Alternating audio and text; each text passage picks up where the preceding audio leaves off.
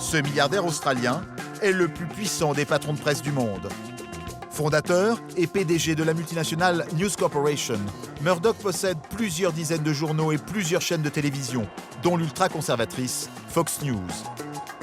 Au Royaume-Uni, il ne possède pas seulement le Sun et le News of the World, mais aussi des journaux plus sérieux, le Times et le Sunday Times. Côté cœur, il en est à sa troisième femme, Wendy, de 38 ans sa cadette, mère de ses 2 derniers enfants.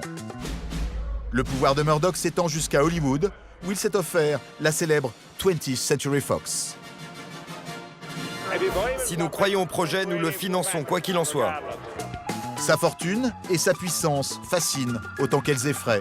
Murdoch, un magnat des médias qu'il vaut mieux compter parmi ses amis. Il faut comprendre pourquoi les politiques règnent à ce point Murdoch.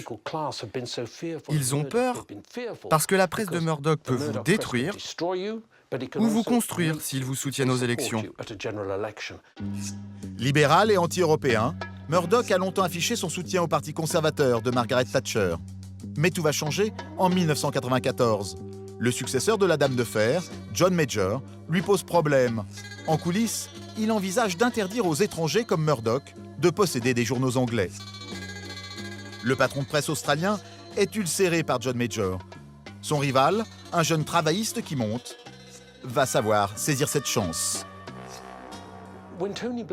Quand Tony Blair a été choisi comme patron des travaillistes en 1994, il a vite compris qu'il fallait gagner le soutien de la presse Murdoch. Pour ça, il a voyagé jusqu'en Australie pour parler avec Murdoch et son équipe. Il voulait leur dire « C'est moi, le nouveau poulain ». Et ça a été le début, en 1995, de l'histoire d'amour entre Blair et Murdoch. Murdoch se révèle vite un allié de taille pour le candidat Blair. Ces 2 journaux, le Sun et le News of the World, pèsent lourd dans le débat politique. À la veille des élections de 1997, 5 millions de lecteurs découvrent ce titre. Le Sun soutient Blair. Et Murdoch ne s'arrête pas là. Pour saper la popularité de John Major, il lance une autre offensive contre les collaborateurs du Premier ministre conservateur. En coulisses. Semaine après semaine, on a vu des histoires sortir sur des membres du gouvernement conservateur. Le parlementaire conservateur trompe sa femme avec un amant homosexuel. Là, c'est un ministre conservateur exposé dans le News of the World. Le ministre du Fun et l'actrice. Et juste après, on dit de cette femme qu'elle lui a bien sucé les pieds. Quel titre coquin! Un titre coquin, mais quel bon titre! Cette salve d'attaque a-t-elle porté ses fruits? Le 2 mai 1997, le Parti travailliste, la gauche, reprend le pouvoir après 18 ans de règne des conservateurs. Tony Blair devient le nouveau Premier ministre du Royaume-Uni. Bien sûr, Tony Blair a été élu Premier ministre avec une large majorité. Et moi je dis que c'était en partie grâce aux journaux de Murdoch. Car il a créé le sentiment dans le pays que les conservateurs n'étaient pas fiables, qu'ils n'avaient aucune morale, et qu'il fallait voter Monsieur Propre, Tony Blair.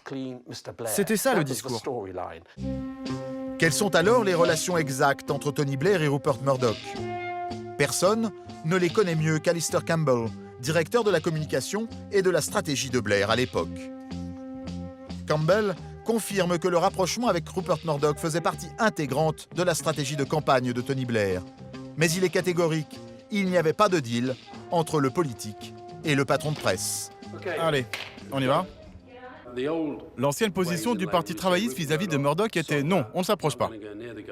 Nous, on ne voulait pas se priver d'une tribune supplémentaire, mais Blair n'a jamais dit « Alors Rupert, comment allez-vous? Qu'est-ce que vous voulez ?»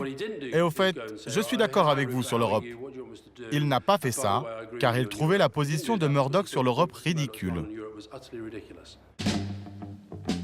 Un ancien adjoint d'Alistair Campbell, Lance Price, a une autre version des faits. Dans un article paru en 2001, Lance Price parle de Murdoch comme du 24e ministre de Tony Blair.